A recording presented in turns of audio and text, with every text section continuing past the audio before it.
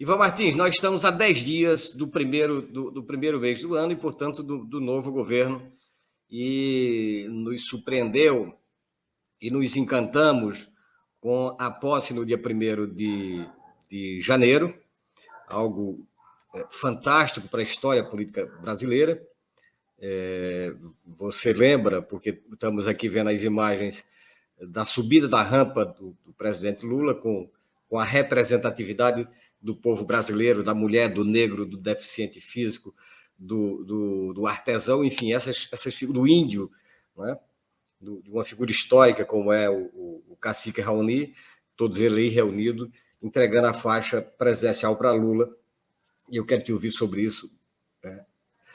Porque foram 2 momentos bastante simbólicos que a gente viveu em 8 dias. Estou me referindo à posse de Lula, na subida do Palácio do Planalto, como vocês podem ver, e a posteriori, 8 dias depois, a gente tem o Palácio do Planalto, a sede dos 3 poderes de Estado, invadidas, depredadas, enfim, como a gente vai ver daqui a pouco.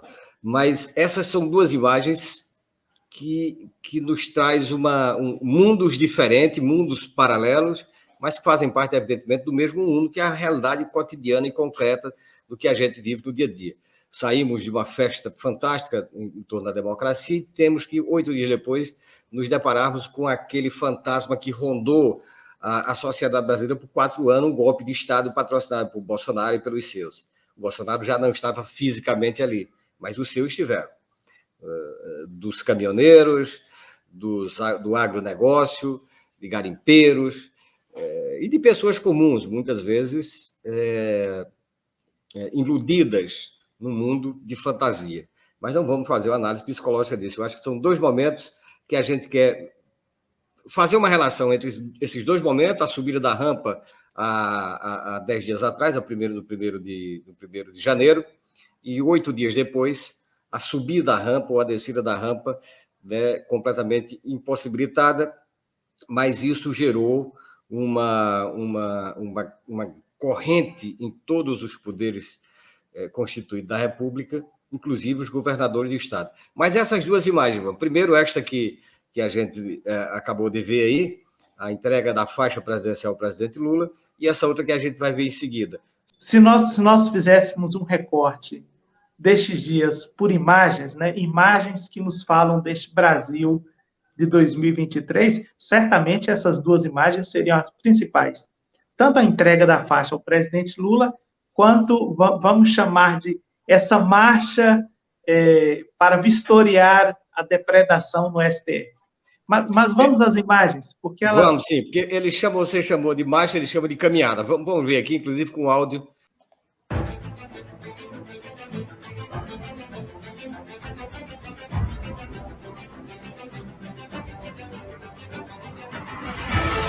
Essa praça aqui é um símbolo de Brasília, é um símbolo do nosso sistema de governo, e todos nós estamos decepcionados, frustrados, para não dizer com muita raiva do que aconteceu aqui. Esse gesto de vandalismo nunca deveria ter acontecido, e destruir o prédio da Suprema Corte como destruído significa que nós não vamos dar trégua até descobrirmos quem foi o responsável que financiou tudo o que aconteceu nesse país.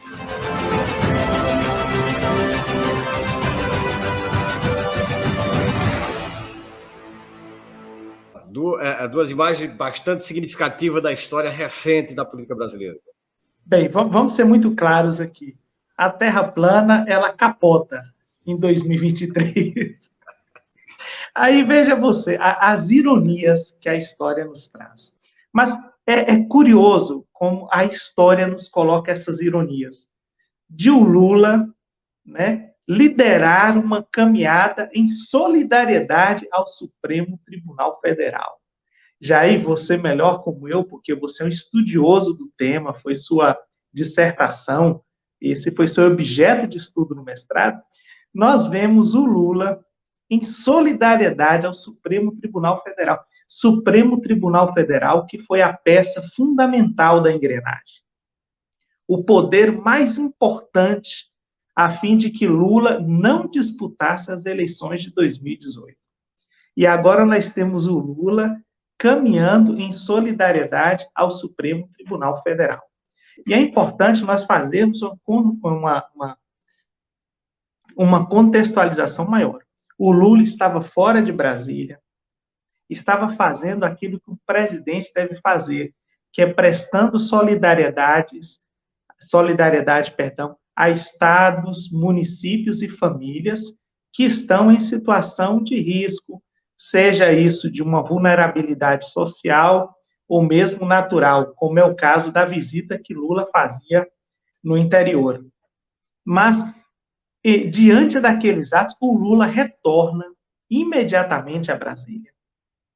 O Lula vai visitar a Praça dos Três Poderes, visita os prédios, ele examina, ele olha, ele age, e isso é importantíssimo, gente. Importantíssimo, porque a marca maior das duas imagens, tanto a primeira do dia 1, eu me refiro à questão temporal, a primeira do dia 1, a faixa recebida pelo Lula, pelas mãos representadas ali, o povo brasileiro, todo o povo brasileiro, e ontem essa caminhada em solidariedade ao Supremo Tribunal Federal, a reunião, inclusive, ocorrida com todos os governadores e governadoras, incluindo a vice-governadora, que agora é a governadora em exercício do Distrito Federal, mais a presidente do Supremo Tribunal Federal, a ministra Rosa Weber, mais o presidente da Câmara, Arthur Lira, mais o presidente em exercício do Senado, porque o Pacheco estava fora do país. Mas se estivesse no país, também estaria naquela reunião. E reunião que contou ali também com vários ministros do novo governo. Então, essas imagens... Só uma informação, Ivan. O Rodrigo Pacheco, presidente do Senado, esteve representado naquela reunião pelo senador veneziano do Rego, que é o vice-presidente e assumiu na ausência do Rodrigo Pacheco. Evidentemente, as falas do veneziano foram as mesmas do Rodrigo Pacheco, que retornou hoje, no dia 10, e fez uma declaração logo pela manhã na abertura do trabalho no Senado. Excelente. Então, veja, nós temos nessas imagens, nessas ocasiões, uma representação muito forte do governo Lula, da presidência Lula. Né? O Lula governa o país, nós temos um presidente da República que agiu imediatamente, interferindo ali, a palavra correta é realizando intervenção na segurança pública do Distrito Federal, nomeando ali o interventor, e o Lula mostrou muita força, e precisa mostrar essa força, gente, por duas razões, e isso eu e você temos comentado aqui. Primeiro, para não permitir que o seu governo seja desmoralizado politicamente por ações de bolsonaristas. Isso nós não podemos permitir.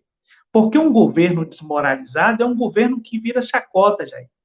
É um governo que transmite a dúvida se tem condições de governar ou não. E o que nós precisamos é exatamente o contrário. É a confiança do governo Lula, é a esperança do governo Lula, é a restauração dessa institucionalidade que, neste momento, é promovida pelo Lula.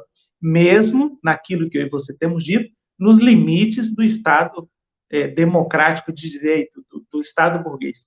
E a segunda razão é porque nós suspeitamos que outras manifestações de vandalismo, alguns estão até caracterizando como terrorismo, elas podem se repetir. Daí a necessidade de o governo Lula mostrar a força, o presidente Lula deixar claro, tanto no Brasil quanto no exterior, que ele governa.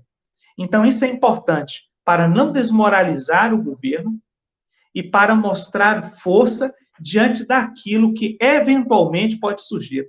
Porque em caso de uma ação mais fraca, Jair, como a gente fala aqui, né, passa pano, por isso que tem tanta gente gritando sem anistia, porque não se pode tolerar o intolerável neste caso.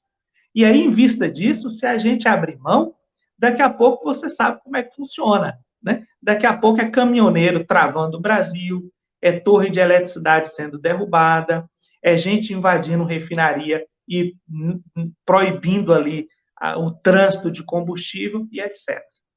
Sim, Ivan, e eu vejo o seguinte, essas duas imagens, elas têm, e são bastante significativas, ainda que por várias razões, mas duas delas foram dois erros de estratégia do bolsonarismo, que permitiram essas duas imagens. A primeira do dia 1º da posse, o dia 1º de janeiro, lembramos nós que já ainda no final de dezembro, no início, final de novembro, início de dezembro, já se ficava sabendo de que o ex-presidente não entregaria a faixa presidencial ao presidente Lula.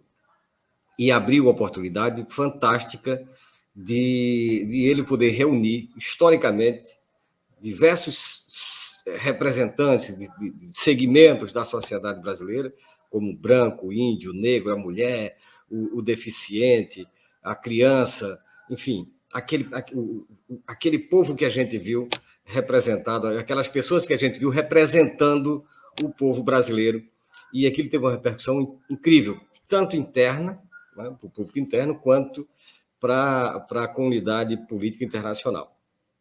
O segundo erro estratégico também foi na mesma linha. Foi a tentativa de golpe. Eu acho que a gente tem que enfatizar isso. A invasão aos prédios dos três poderes tinha, de fato, uma característica golpista. Ela não foi simplesmente pela baderna, ela visava a GLO, que eles sempre disseram isso, e a gente sabe que, ainda que Lula tenha se fortalecido ainda mais, as relações políticas com os outros poderes, com o poder legislativo e o poder judiciário, e quando eu estou dizendo isso, não é que esse fortalecimento é de confiança e de mão dupla em defesa do Estado de Direito. Esse fortalecimento não é uma relação pessoal, não é uma relação institucional. Essa relação institucional seria muito mais fortalecida a partir da ação do presidente. Mas, veja, se tivesse Lula decretado a GLO, que é a Lei de Garantia da Ordem, como os bolsonaristas e setores das Forças Armadas sempre se posicionaram com isso.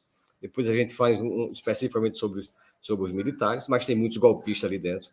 E vai ser ainda, por algum tempo, uma pedra no governo Lula e na própria institucionalidade brasileira, mas não vamos entrar nele agora. Agora, a ideia central era aquilo que eles haviam prometido o tempo todo para os bolsonaristas. Uma GLO e, logo em seguida, estado de sítio. E aí, em estado de sítio, porque quem comanda não é GLO, quem ia comandar as forças em Brasília seria as Forças Armadas.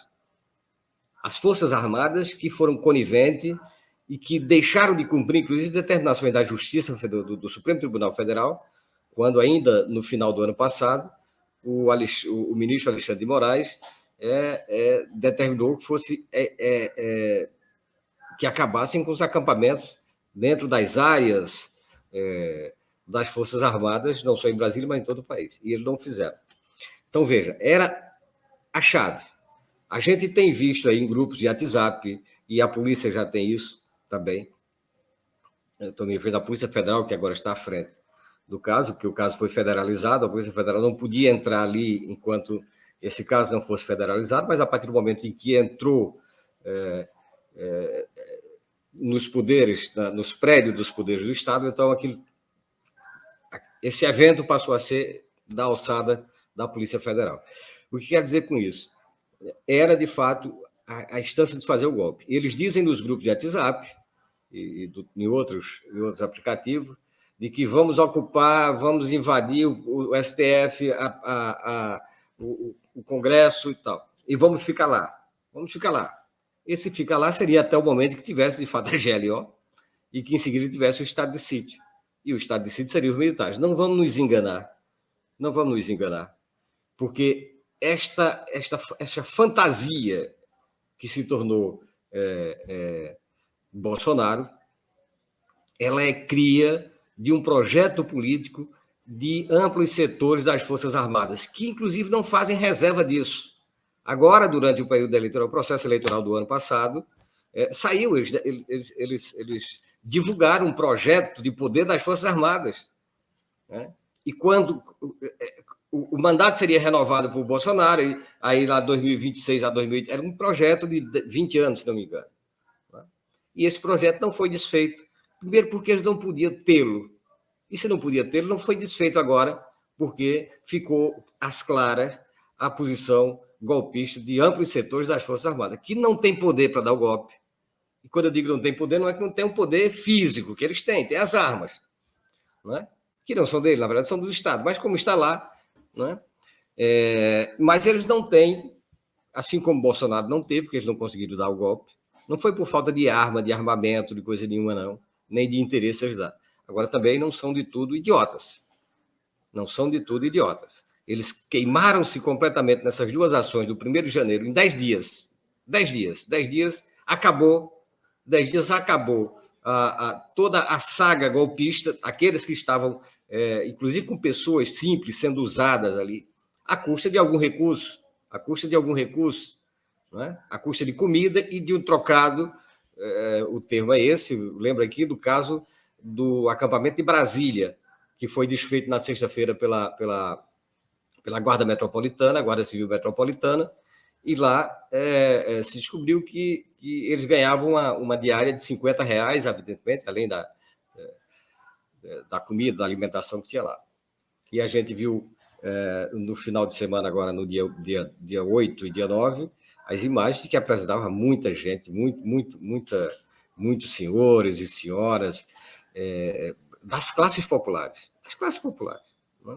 Então, veja, esse espectro golpista de Bolsonaro, ele vai ter uma freada grande, inclusive nas camadas populares, porque aqueles que estão lá são 1.200, eu acho que 400 e pouco, se não me engano, 400 e pouco já foram liberados da prisão lá em Brasília, mas foram liberados não porque não tivesse nada, foram fichados e vão responder o processo de liberdade. O processo pode chegar a 30 anos, a 28 anos de cadeia. A 28 anos. A soma de todos eles pode chegar a 28 anos. E os demais vão ficar lá em Brasília, sabe? Porque foram presos em flagrante. É flagrante delito. Flagrante não tem fiança. A prisão em flagrante não tem fiança. Então vão ficar lá por algum tempo. Não é? A Papuda e o como é a casa rosa, porque a menina o menino vai para a rosa e o outro vai para o azul. A colmeia. Mas eu não lembro o nome da outra casa. É a colmeia. Pois bem, mas o que quer dizer é o seguinte, esse pessoal Agora, isso também foi feito de forma bastante pensada, porque, como a gente viu, a reação daquele povo que foram presos, a maior parte deles, e incrédulos de que a polícia estivesse prendendo. Porque ali eles tinham toda a certeza, e não era a certeza, porque tinha ali porque tinha a cobertura total das Forças Armadas e da polícia. Né? Das Forças Armadas e da polícia. E jamais imaginaram que pudessem ser presos, porque o que lhe prometeram foi outra coisa. Né? O golpe de Estado não é problema, sabe? Não tem absolutamente nada, você pode fazer o que você quiser, porque tal. Pois bem, então foram 2 momentos fantásticos do ponto de vista do historiador, o dia 1º de janeiro e o dia 8 de janeiro, 8 e 9, que eu praticamente virei à noite para acompanhar o desenrolar dos fatos, e aí hoje a gente já não tem problema de encontrar imagens transmitidas ao vivo de onde quer que você esteja, que é um outro aspecto muito importante, com diversos desdobramentos, as vantagens e desvantagens de você ter esses instrumentos. Pois bem, mas a gente acompanhou para e passo, dia e noite, uma tentativa de golpe, não é outro termo. Eu tenho um certo, sabe, eu fico com o pé atrás quando chamam de todos terroristas e tal, eu acho que, sabe, eu acho que talvez não seja esse o termo, pelo menos para uma grande parte das pessoas que estavam ali, estavam enganadas. Agora, o fato de estarem enganadas, elas têm que pagar, sabe? Tem que pagar. Porque quando... eu estava lá, mas eu sou contra, eu sempre fui contra ao vandalismo, à depredação e tal, mas você sabia o que ia acontecer. Você sabia o que ia acontecer. Então, você vai pagar tanto quanto os outros que fizeram, porque você, inclusive, eles te usaram e a tua força que estava ali, que multiplica-se, para fazer aquilo. Então, tem que pagar, sabe? Seja pobre, seja branco, seja negro, seja rico, seja quem danado for, mas vai ter que pagar. O que eu espero, como inclusive já foi anunciado hoje, dia 10, a prisão do comandante da Polícia Militar do Distrito Federal.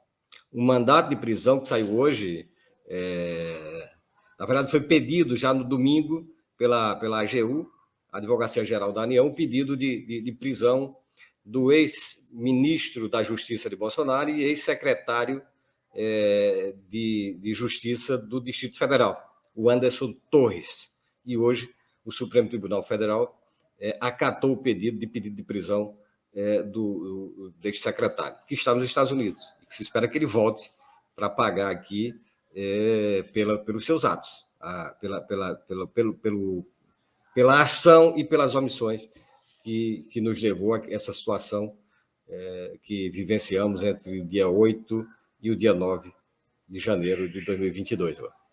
Jair, é muito importante que cada pessoa responda nos limites mesmo do direito, do direito, inclusive, à ampla defesa do processo democrático, especialmente por aquilo que nós vimos no país. Isso também significa dizer que, como a gente fala no popular, os peixes pequenos vêm, mas a gente deve estar muito atento aos peixes graúdos, aos mandantes, aos incentivadores, aos financiadores, aos coniventes, e aí, certamente, nós já temos duas figuras maiores. 3, se nós considerarmos o governador do Distrito Federal. Aí nós teríamos o coronel o secretário de Segurança, o coronel da Polícia Militar e o governador do Distrito Federal. Então, nós teríamos 3. Mas nós precisamos de examinar mais, investigar mais, e ir atrás dos grandes mentores desse processo todo que nós temos visto. Saiu agora há pouco na imprensa, inclusive, que o Anderson Torres se encontrou com o Bolsonaro um dia antes do que ocorreu em Brasília. Então, nós não podemos acreditar nesses acidentes, né? Pelo menos nós que analisamos a história do ponto de vista da crítica da economia política. Então, os cidadãos e cidadãs que estavam ali, sejam enganados, sejam fanáticos, sejam comprados, sejam vendidos, né? Os mentores devem sim todos responderem nos limites da lei. Mas também aqueles e aquelas que ainda não apareceram. Isso é muito importante nós investigarmos. E aí, Jair, só para fechar, eu retomo aqui aquilo que eu disse. Foi muito importante a presença de Lula em Brasília, imediatamente após, né, no mesmo dia, né, na noite, né, dos acontecimentos. Aquilo foi importantíssimo, importantíssimo, porque mostra que nós temos presidente, que nós temos governo, que não permitirá uma desmoralização política do governo, um governo que mal começou, que mal assumiu, que tinha uma semana, era o segundo domingo, né? O primeiro, o da posse, e o segundo daquele vandalismo ali em Brasília. E veja, nós nem mencionamos aquilo que ocorrera anteriormente, né? A diplomação do Lula, mas tudo bem. E ficar atento, isso é muito importante para o governo Lula, e agir também institucionalmente. Você falou muito bem. Aquela hora que há um abraço ali do Moraes e do Lula nas imagens, não é que o Moraes diz para o Lula, tamo junto, não é isso não. Né? Na hora que eles caminham ali, é a institucionalidade. Você tem o presidente da Câmara, você tinha ali o presidente do Senado em exercício, né, o vice-presidente, você tinha a presidente do Supremo Tribunal Federal e o presidente da República. Você tem ali a institucionalidade e precisa reagir com força para não se tornar refém, Jair, destes golpistas. Isso é importante, porque é aquela coisa que a gente brinca com criança, né? Eu estou te dando a mão, você quer o braço. Então, não pode se admitir isso, o Lula governa e precisa mostrar força. Tanto é que, veja, na segunda-feira ele já estava despachando ali, normalmente, na sala presidencial. Então, isso é tudo simbólico, significativo. O Lula está emitindo ali os seus recados.